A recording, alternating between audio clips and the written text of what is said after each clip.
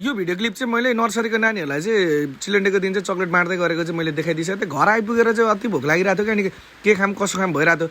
अनि यसो सोचेँ यहाँ आन्टीको चाहिँ चरपटे खानु पऱ्यो भनेर सोचेँ, किनकि थुप्रै भइसक्यो थियो मैले चरपट नखाएको। अनि अब अस्ति आन्दोलनमा हिँडेर काले पनि भएको छु, सो चरपटे पनि चाहिँ रेडी भइसक्यो थियो।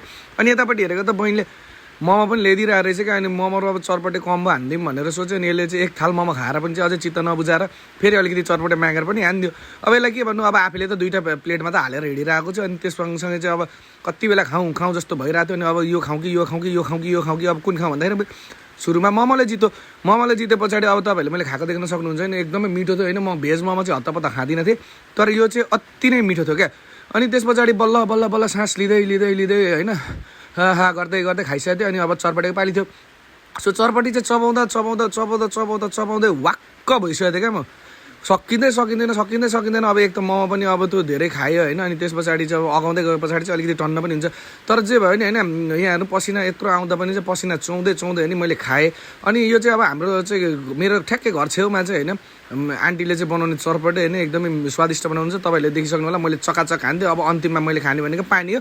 सो पानी पनि चाहिँ मैले गुड खाएँ। So thank you so much for watching my vlog होइन। Keep in touch. Thank you so much everyone for loving.